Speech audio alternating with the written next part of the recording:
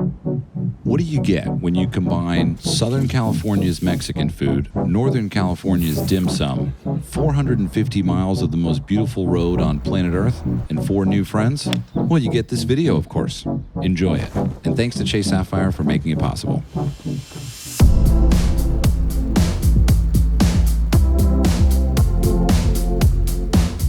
When you take the drive from Los Angeles to San Francisco up Route 1, there's a couple things you have to do. First, you have to get a car that can handle the turns and that can handle the sun.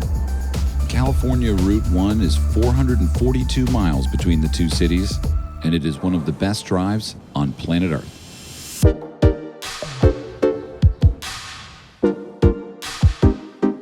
I have 2 main stops on the 8.5-hour drive, the first of which is Santa Barbara for some breakfast.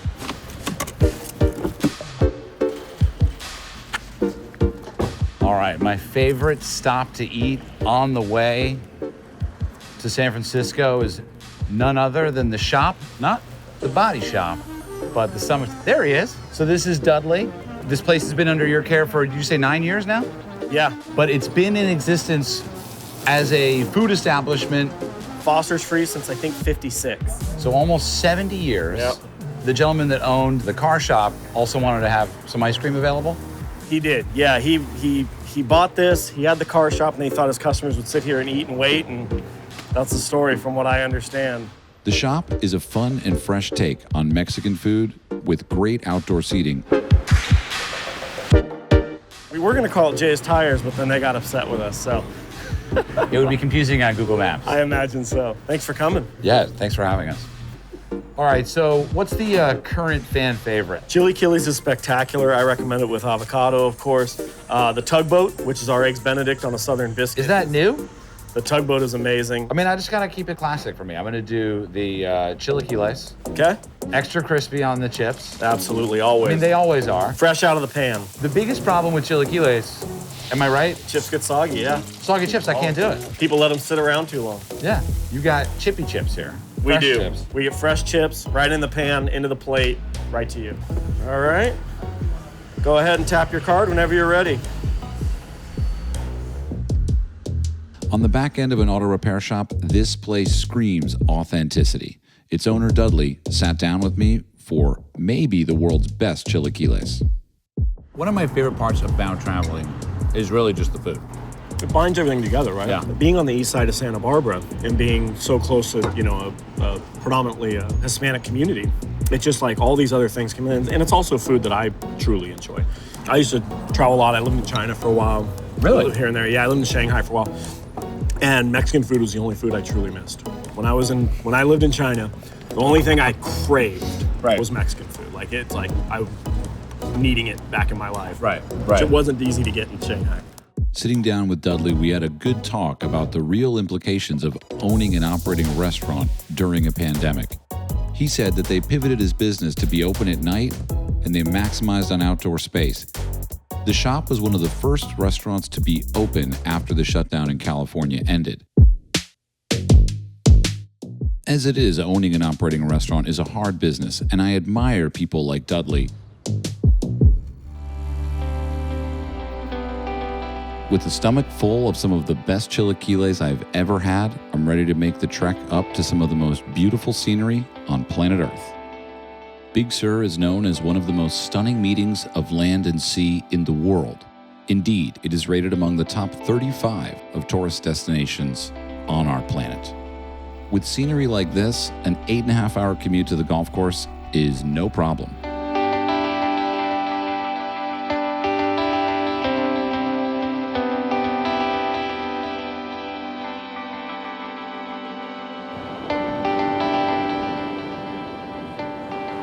The thing about traveling, right, is I look down there and I see Scotland or someplace else. And it's kind of like, I don't know, when I was a kid, I had this jacket and I would put pins on it from every place I had went. And that kind of happens to who you are when you go around and travel. It's like the world is just kind of this amalgamation of everything you've seen and then this. And I've been here before, but not right now, not today. You know, my favorite quote actually about traveling is that we travel the world not to see new things, but to see our home as new. And every time I go on a trip and come back, you know, my home is different. My home has changed because I've changed. And that's kind of really the part of travel that, you know, never gets old because it's always new.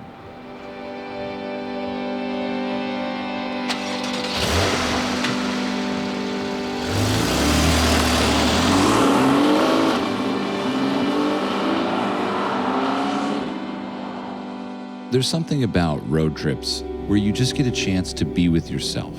It's kind of like those rare times where you play golf alone at twilight, and it's just you experiencing the world.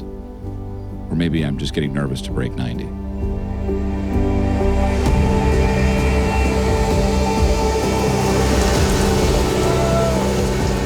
It's pretty awesome. I mean, it's like, as a kid, this stuff was the coolest thing on earth. Big trucks, big tools, asphalt, smelly asphalt. It smells so bad. Steamroller. One of the coolest things about driving up the one to San Francisco from LA, or vice versa, is that the road is a piece of the artwork. The road is engineering. There's these crazy bridges. It's totally incredible what they have to do to get a road here. And without the road, no one would be able to experience it. Science. Science meets nature, meets art, meets golf. I've been in the car for too long. One of the best parts about visiting San Francisco, not just a beautiful city in the world with a lot of great golf, is the food. The culinary skyscrapers of San Francisco contain some of the best restaurants in the world. And tonight I've got a date with some dim sum. Dim sum is basically dumplings, and with all of San Francisco's culinary influence from China, this is a great modern take on a classic Asian fare. Dim sum is also the perfect food to eat out because it's almost impossible to make it on your own. On the must-try list is the Zhaolong Bao, which is otherwise known as a Shanghai soup dumpling. It is a tasty treat not to be missed. Does it get any better than this? I think not, folks. Last year, I spent 220 nights in hotel rooms, and to say that it's a peace of mind to just zone out on my phone when checking in is an understatement. Personally, I've gotten really into watching stand-up comedy in the hotel room because it's just a total escape from all of the thinking and the actions of the day.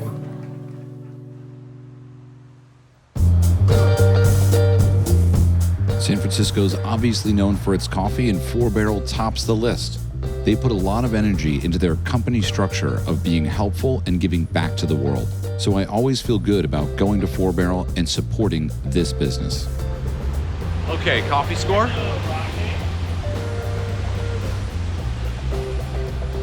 Delicious. 7 out of 6. And now for the round that I've driven all of this way for. I'm here to play with a couple friends. First footsteps on Harding Park, the future home of the PGA Championship. We're gonna play a few holes today with some of my friends from the neighborhood. We got the Random Golf Club San Francisco chapter coming out. We got the assistant pro inside, Alex Rodriguez, also known as A-Rod. Yeah, we're just gonna catch up with some of the locals and see what the vibe is and really check out how deep the rough is. That's how deep the rough is. All right, so this is kind of an RGC event. Who got up the earliest? I had a meeting this morning that started at like 8 a.m. And I got horrible sleep. Woke up in a nervous sweat at like 5 a.m. So. 5 a.m. I think you tee off first then. All right. Lovely. First hole, Harding Park. What's it playing today, Alex? Long. Real long. Long. Yeah.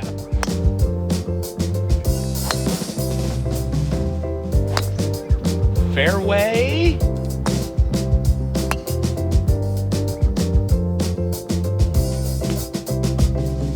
Tell me a little bit about Harding Park.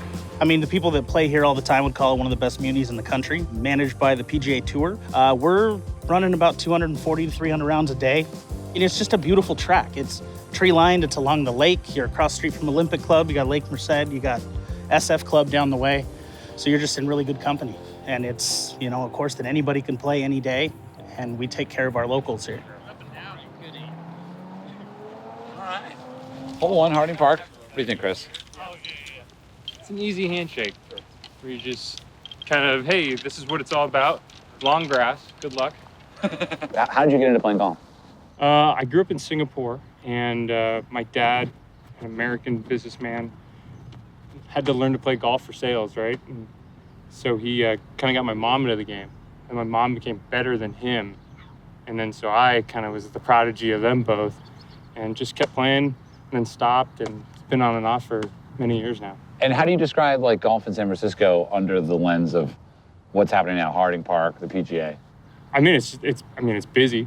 There's so many people out there, but it's just, there's like a kind of an aura of golf in a way where people that I didn't know play golf at work are talking about golf. I'm like, you play golf? Let's go out. So it's kind of fun. It's one of the only things you can do right now, too. So right. Really enjoying it.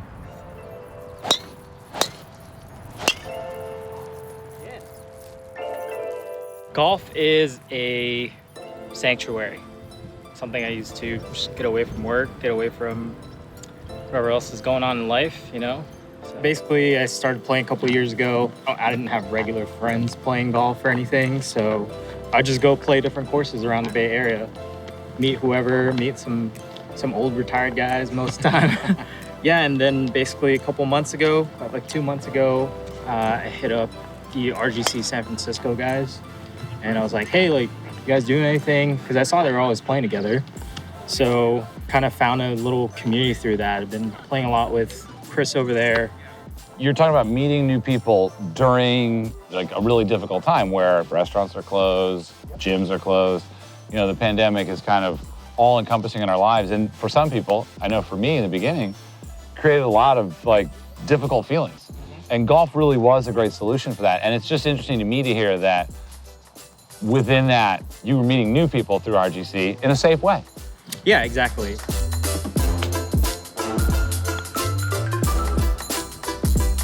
What are you looking forward to as far as seeing the pros play out here, you having obviously known the course?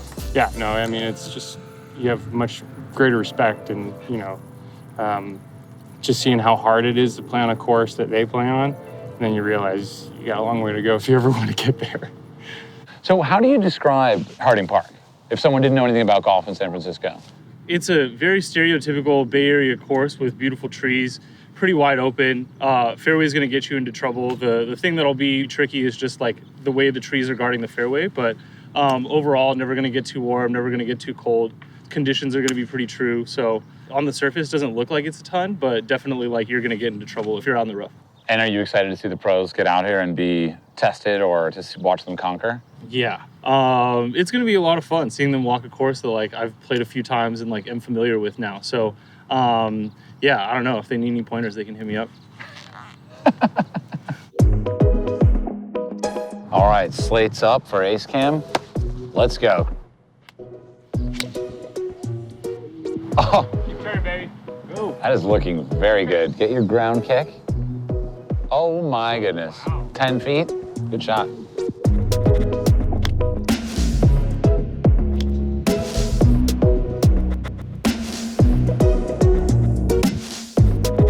Golf is a way to get in touch with yourself and get in touch with people you care about. It's a way to be outside. It's a way to test your patience. It's a way to, you know, work on perseverance and determination and kind of all those buzzwords that we all need more of in our life. The feeling of showing up in a city where I don't live and I don't know that many people, and yet finding new friends on the golf course is never lost on me. And watching random golf clubs sprout up in cities around the world is an incredible feeling to see others experience that same thing. Random Golf Club was invented with one great purpose in mind, is that all are welcome. Big thanks to Chase Sapphire for making this trip and this round possible.